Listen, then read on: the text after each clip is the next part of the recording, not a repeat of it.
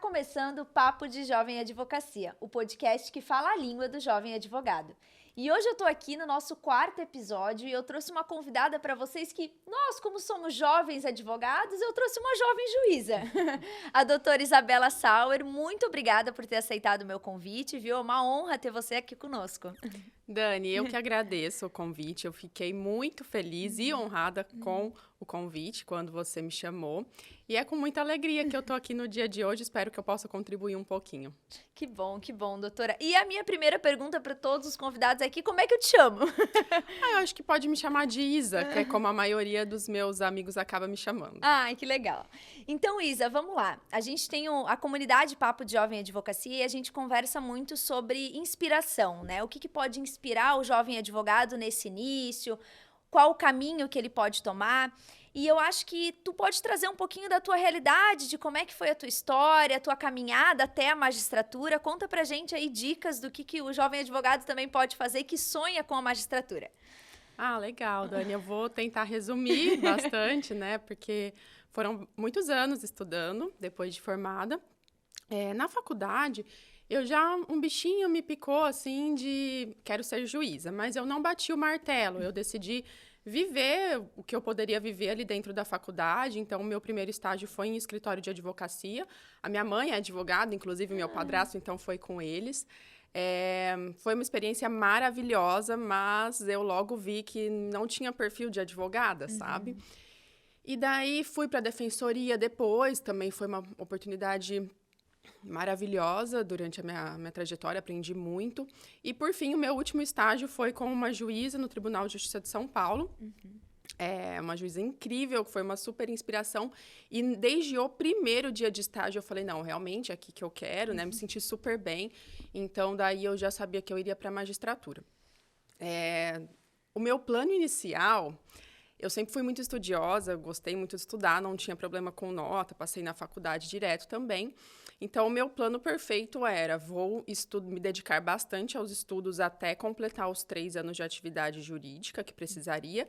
Durante esses 3 anos, eu vou fazer o mínimo que eu preciso para ter os 3 anos de atividade jurídica. Eu contei com o apoio dos meus pais, então foi um super privilégio. E aí eu vou passar e vai dar tudo certo. O melhor dos mundos. Exato. Corta para 8 anos depois. Mas daí, com 2 anos e meio, eu comecei a fazer prova, né? Segui estudando e dessa forma, trabalhando só para cumprir a atividade jurídica mesmo. E aí, quando eu fiz a minha primeira prova, que eu ainda não tinha os 3 anos, né? Foi com 2 anos e meio isso. Eu reprovei e foi um choque, meu Deus, como assim, né? Hoje, né, você olha e fala, meu Deus, como eu era iludida, né?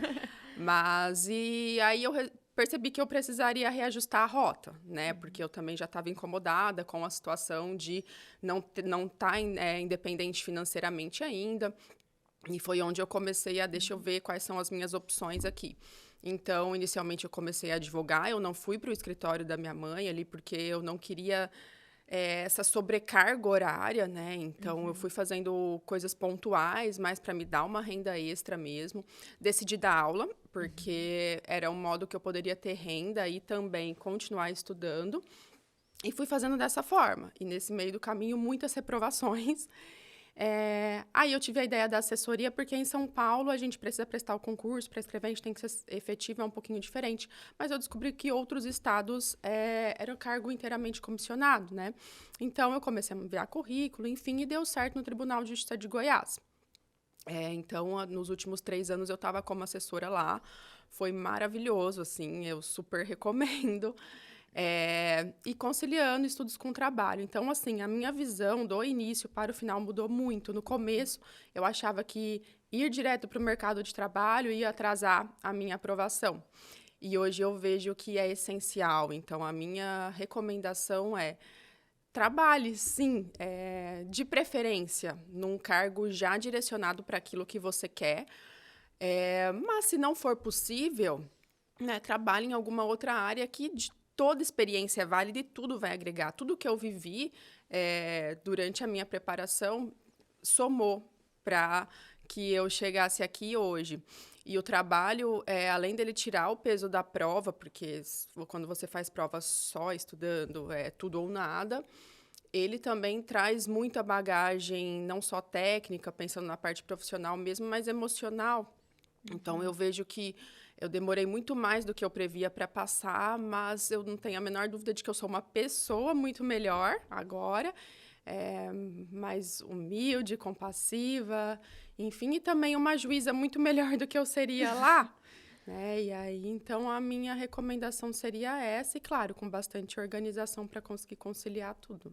Te gerou uma maturidade profissional, então, esse período, essas vivências, né? Não... Com certeza, Dani, uma maturidade profissional que me ajuda muito no dia a dia hoje como magistrada, e também uma maturidade emocional, porque foram muitas frustrações ao longo do caminho. Isso vai nos fortalecendo, faz com que a gente precise se reinventar, levantar quando já acha que não consegue mais, né? Então, foi tudo muito importante mesmo. Eu achei muito legal o que tu falou, Isa, de vocação, né? Porque a gente tem que ser vocacionado para aquilo que a gente atua na nossa profissão. Porque a gente tem que gostar do que faz, né? Não adianta acordar, tu ir pro teu profissional e não gostar daquilo que tu tá fazendo. E eu acho muito legal porque o primeiro episódio a gente trouxe um advogado que, pra mim, é o advogado mais vocacionado que eu conheço, porque é meu marido, então eu vivo ali diariamente, né? Noite e dia com ele. E eu sei o quanto ele ama a advocacia. E no segundo episódio foi o doutor Rafael, um juiz que também tem como vocação, assim, ser juiz, né? Um incrível juiz aqui pra Joinville. Todos os advogados elogiam muito ele, então eu vejo que a gente precisa dessa vocação na nossa profissão. Então, que bom que tu conseguiu encontrar isso. E, complemento, que bom que tu conseguiu atuar um pouquinho do outro lado. Porque a gente sempre fala isso, que é muito importante tu atuar do outro lado, conhecer quem tá do outro lado do balcão. Então, a tua atuação como advogada, tu conhecer um pouquinho da nossa experiência, da nossa sofrência. Bastante. Né? Então, acho muito legal, assim, né? Não, eu concordo muito com tudo que você disse, Dani. Ter vivido um pouquinho, e bem pouquinho, assim, do outro lado mesmo, foi muito fundamental. E pessoalmente ainda eu posso trazer algo a mais, porque eu ouvia muito a minha mãe e o meu padrasto. Meu padrasto é uma das pessoas mais inteligentes que eu conheço, a minha mãe é a pessoa que eu mais admiro. E trazendo muito a questão de, nossa, que frustrante, eu me dediquei nesse caso, eu fiz tudo que eu podia, eu trouxe uma tese assim, assim, assado. Parece que o juiz nem leu a minha petição, sabe? Então, ter vivido e sentido isso também vai te dando um pouquinho de instrumentos, ferramentas e motivação para você ser um profissional melhor, né? Não só na parte técnica, mas reforço, né? Ser mais aberto, a gente está ali na mesma posição. Então, uma outra coisa que eu ouvia muito da minha mãe e do meu padrasto é de juízes que acabam agindo como se estivessem em uma posição superior ou algo do tipo, né? Que são problemas que nós vemos em todas as profissões, mas aqui falando especificamente da nossa. Então, também tentar manter sempre numa posição muito humilde. Lido com advogados muito mais experientes que eu, então eu não estou ali como a dona da razão. Muito pelo contrário, eu tento sempre dar abertura para ouvir e acolher, né, os dois lados. Então, eu acho que tudo isso e ter vivido na pele, eu acho que isso era o que mais me angustiava, assim, essa parte dos desafios do advogado, sabe? De lidar com a parte, quando eu estava, né, atuando como advogado, a parte que te contratou com cobranças e expectativas, isso era me gerava uma angústia muito grande. E também depender de todos os outros atores que estão ali no meio, né? Então, com certeza, isso ajuda a gente a tentar ser um pouco melhor. A gente não depende só do direito, a gente depende também da parte processual, né? Isso, então, enfim, é uma incógnita, a gente nunca sabe o que vem, né? Não dá, sempre falamos isso, não dá para prometer nada para o cliente, mas às vezes a gente se dói muito pelo que acontece, né? Exato. Mas, Isa, sobre a tua preparação de estudos, como é que era a tua rotina de estudos? Tu conseguia conciliar, claro, tu comentou que tu não tinha uma carga de trabalho tão alta, mas tu conseguia conciliar, como é que tu dividia o teu dia? Tá, bom, eu vou falar então como foi nos últimos 3, 4 anos ali, que foi quando eu conciliei a assessoria com os estudos propriamente dito, né? Nessa época, minha carga horária já era mais pesada, assim, de trabalho, né? Então, eu tinha que ser muito organizada. Eu sou uma pessoa muito diurna, eu adoro acordar cedo, de madrugada, assim, então eu fiz a minha rotina pensando nisso, nas minhas características pessoais também. Não acho que isso se aplica para todo mundo. Você tem Claro. que se autoconhecer para ver o que dá certo ou não. Mas no meu caso, falando desse último período, eu acordava bem cedinho, assim, 4 e pouquinho da manhã. Fazia essa parte de cuidar do meu mental, espiritual indispensável para mim. Se eu abrisse mão disso para estudar, não ia adiantar nada. Então, eu dedicava esse período. Depois, eu ia na academia, fazia alguma atividade física, sempre 5 e pouquinho da manhã ali, que também era algo que não dava para abrir mão. Minha saúde mental dependia muito disso. E saúde física também, claro. E aí, sim, sentar para estudar o mais cedo possível, né? Depois de uma atividade física, um café da manhã, um banho. E eu sentava ali para estudar. Normalmente, então, eu começava umas 7 e pouquinho. 7h30. Aí, dependia muito de como estava o meu trabalho. Assim, se eu tinha muita coisa, eu precisaria começar antes, mas eu vou botar na média. Na média, eu ia das 7h30 até umas 11h30. Parava para fazer uma refeição, almoçava mais cedo, e daí começava a trabalhar, e normalmente ia até mais tarde, assim, trabalhando. Se sobrava um tempinho à noite, assistia uma videoaula, alguma coisa mais leve, porque eu já estava com a cabeça bem cansada, né?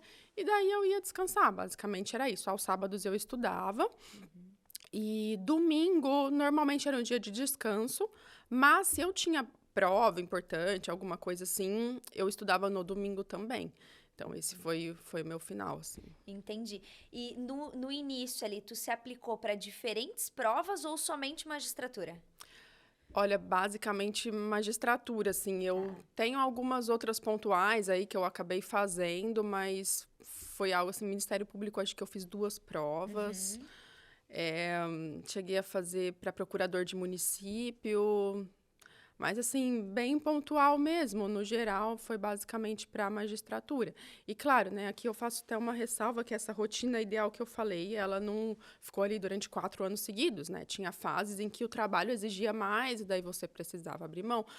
Fases em que questões pessoais te demandavam mais, né? Você não estava bem, então, assim, tudo vai se ajustando. Tem semana que você não consegue estudar nem uma média de 1 hora por dia e tá tudo certo. É aceitar isso também e não parar por causa disso, sabe? Continua fazendo o seu melhor dentro do que é possível naquele momento. Existem limites físicos e mentais também, né? Com Que chega um momento que a gente certeza. não vai. Imagina, tu ficou 4 anos, né, estudando, assim, ó. Te confesso que é uma rotina realmente bem pesada, né? Mas gratificante pelo resultado. Sim, Então, bastante. Não, valeu muito a pena, né? Na verdade, começou antes disso, aqui a rotina foi mudando e eu vou pegar o período final aí, que foi quando eu realmente peguei mais firme, estava trabalhando, né? E eu acho que muita gente acaba passando por isso de ter que conciliar o trabalho também. Mas valeu muito a pena, assim, nossa. Nos momentos que você pensa, acho que eu vou desistir, larga a mão, né?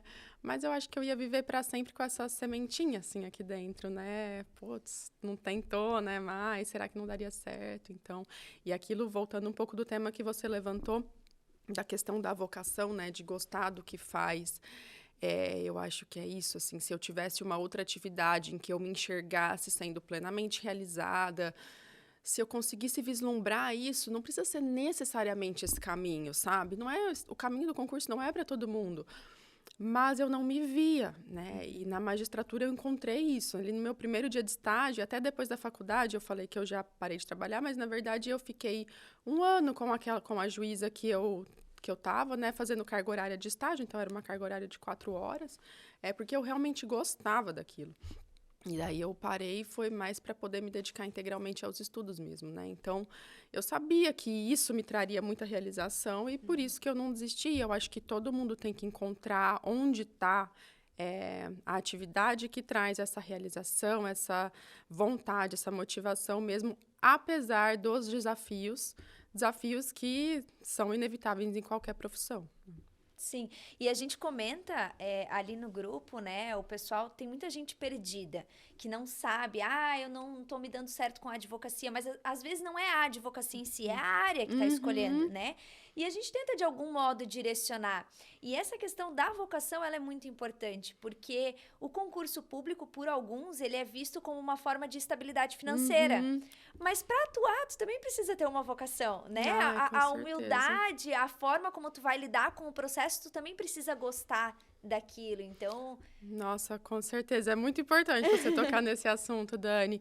É, porque, assim, eu acho que o concurso público, ele traz esse deslumbramento de trazer a estabilidade, você vai ter uma vida financeira tranquila, mas, sinceramente, assim, falando por mim, eu acho que como falo em nome de muitos colegas da minha turma, se eu não gostasse, não me sentisse realizada fazendo o que eu estou fazendo, eu acho que eu ia estar, assim, uma depressão profunda, porque a parte pessoal pega muito. Então, assim, no meu caso, eu deixei família, eu tô longe, né? Tenho uma sensação de solidão, assim, nesse começo, tudo novo, N desafios, você é colocado à prova a todo momento. Então, se eu não tivesse feliz na profissão, eu ia falar, meu Deus, o que que eu fiz da minha vida? Porque foram anos de renúncias e abdicações, e agora eu estou aqui longe da minha família, longe de casa, com 1000 desafios pessoais na profissão também. É uma profissão que te exige estar sempre ali, né? Corajosa, firme, mas por dentro você nem sempre está assim. E então, o que sustenta é saber escolher o que eu queria fazer. Então, a pessoa que não tem certeza disso, que vai pensando na segurança, na estabilidade, talvez no status, e aí passa por desafios, consegue aprovação, mas chega no dia a dia, ela vai viver frustrada, ela não vai ser um bom profissional e também não vai ser uma pessoa plenamente feliz, sabe? Então, é muito importante esse exercício de autoconhecimento.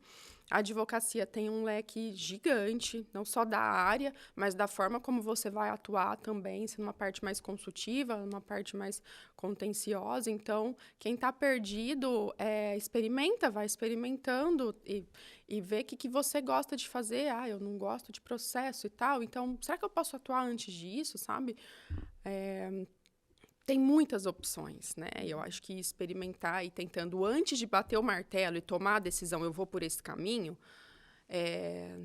experimenta, se dê a oportunidade. Assim. eu acho que essa questão da distância é muito importante também, né? Porque muita gente não sabe que tu se aplica por um concurso e tu não vai perto da tua casa, assim, se for é maravilhoso, mas, né, a doutora é de longe e tá aqui em Santa Catarina, em Joinville, a família tá lá longe em outro estado, então, às vezes tu conta com a estabilidade do concurso, com aquela vontade, muitos já têm uma família constituída, eu vejo por mim, né? Eu tenho uma filha, eu tenho um marido. Se eu fosse para outro lugar agora, eu teria que levar todo mundo comigo, eu ia mudar a vida deles também, né? Sim, Então, eu acho que isso também tem que pesar para quem quer escolher um concurso público. Essa distância da família, a distância daquilo que tu tá acostumada, daquilo que tu viveu, dos teus colegas, né? Hoje a doutora tá aqui, digamos, né, sozinha. Sim, eu, Deus e minha cachorrinha. Mas isso é verdade, Dani, isso é fundamental também. Tem gente que passa no estado, né, do seu próprio estado, tá em casa, mas são exceções, né? Se pegar o número de pessoas aprovadas, a grande maioria acaba saindo do estado mesmo. E mesmo os que passam no próprio estado, você vai ter um período que, se você quiser fazer carreira, entrar na carreira, né, as promoções, você não vai conseguir ficar em uma cidade só. Então, quem não tem família, em tese, tem uma liberdade maior. Mas quem já tem, ou mesmo quem quer constituir, tem que saber que, se quiser ir seguindo, progredindo na carreira, muito possivelmente vai ter que mudar de cidades. Então, não é só na aprovação, tem um período depois também de muita instabilidade, né? Então, a sua família pode te acompanhar nisso, eles, né, têm essa possibilidade.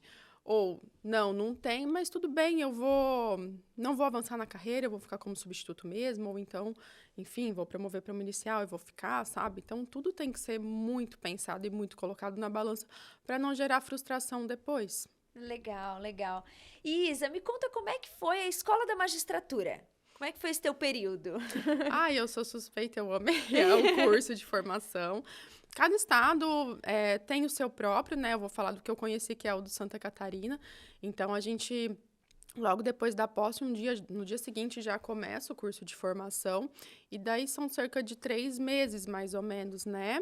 A Academia Judicial montou um plano super legal, super completo, assim, tentando abarcar principalmente um enfoque mais prático. Então, a gente teve, sim, aula teórica com professores incríveis, assim, a maioria juízes do próprio Tribunal de Justiça de Santa Catarina mesmo.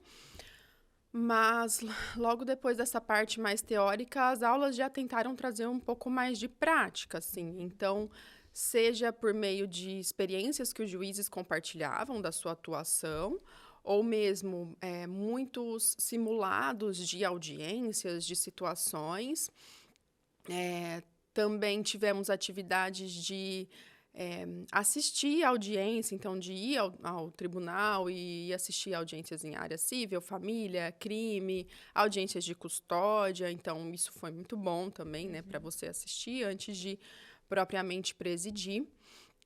E o período final da Academia Judicial, que eu acho, assim, nossa, essencial, foi muito bom ter passado por isso antes de começar a atuar mesmo, efetivamente, que é o período de estágio, que eles chamam de estágio, né? Mas a gente passa basicamente 1 mês fazendo isso. Então, a gente passa uma semana numa comarca de entrância inicial, uma semana numa comarca de entrância final e 2 em uma especial. E aí, nessas comarcas, a gente atua como juiz mesmo. A gente está no curso de formação, então tem uma supervisão, mas a gente preside a audiência, a gente dá as decisões, despachos, conversa com a equipe, né? E cada um dos meus colegas foi para um lugar diferente. Então, esse período também foi muito legal. No meu caso, eu fui para Descanso, a minha primeira semana, lá no extremo oeste. Depois eu fui para Itapoá, aqui no litoral, e depois Itajaí, foi onde eu terminei. Foi muito legal, uma experiência bem legal. Eu ia te perguntar até como é que foi o teu primeiro dia de trabalho, mas eu acho que o primeiro dia ele tá dentro desse estágio, então. Sim, o primeiro dia acaba que é dentro desse estágio, né? No meu caso, foi lá em Descanso. Foi muito legal, uma experiência assim, você chegar, eu ficava deslumbrada, pegar minha conversa com a minha família, acho que eu tirei foto de, nossa, gente, porque você fica ainda meio sem acreditar, né? E principalmente sendo numa comarca de vara única, eu acho que isso se torna maior, assim, porque ali é só você de juiz, né? Então, eu cheguei, tinha flores no meu gabinete, o pessoal me recebeu super bem. Foi muito gratificante, assim, muito legal. Claro, um frio na barriga imenso, né? Por dentro você tá ali, tudo revirando, de fazer as audiências e tal, mas, assim, os lugares que eu passei, sempre com equipes muito maravilhosas, sabe? Então, isso dá segurança também, porque você não tá sozinho ali, eu não tenho vergonha de perguntar, de, pô, como eu costumo fazer aqui, como que vocês seguem, né? Enfim, e isso tudo ajudou bastante também. Então, assim, no primeiro dia não tem nada de muito marcante, de diferente, mas mais essa ficha que ainda não cai, esse frio na barriga do novo, do desconhecido, né? Mas foi uma experiência muito legal. Que legal. E é importante tu falar isso dessa vergonha de perguntar, né? Porque tem muito jovem advogado que tem vergonha. Então, não pergunta. Eu não vou passar vergonha com advogados mais experientes, a minha pergunta é boba. E é algo que a gente sempre traz na comunidade, que nenhuma pergunta vai ser boba, né? Por mais, assim, que tu ache besta a tua pergunta, que tu ache simples, manda lá que alguém vai conseguir te ajudar. A gente fala muito sobre sistema, né? Que, meu Deus, a gente tem vários sistemas hoje judiciais para lidar. Tem o PJE, aqui em Santa Catarina do Tribunal, né, de Justiça é o EPROC. Então, cada localidade tem um sistema diferente. E aí, gente, onde é que eu clico? Às vezes é uma pergunta boba, mas onde é que eu vou clicar agora, né? É bem isso. E acredito que tu também passou por isso, né? Vixe, em sistemas com diferentes. certeza, passo ainda. E não tem que ter vergonha, assim. Poxa, a gente não tem que ter vergonha de estar começando, de estar aprendendo, de estar fazendo algo novo pela primeira vez, né? Talvez você não vai ter muita intimidade para perguntar para uma determinada pessoa, mas sempre tem alguém que você tem uma liberdade para perguntar. Então, de repente, teve algumas situações ali que eu não me sentia à vontade para perguntar diretamente para o servidor ou para a equipe, mas daí eu chamava um amigo, um colega da turma e falava como que faz isso, né? O que vocês fazem nessa situação? E a gente troca isso até hoje. Nosso grupo sempre, gente, estou com uma situação assim assado, o que vocês acham que eu devo fazer, sabe? Então, não tenha vergonha, é melhor perguntar do que cometer o erro fazendo, né? Sim. Por medo de perguntar. E ainda mais um erro processual, né? Porque a gente não pode voltar atrás nesse erro, né? Como advogado, então Exatamente. É melhor uma pergunta considerada boba, para mim não tem, mas que seja, do que um erro que depois vai ser, nossa, mas que erro besta, né? Que a pessoa fez. Então, por receio de perguntar, não. Ah,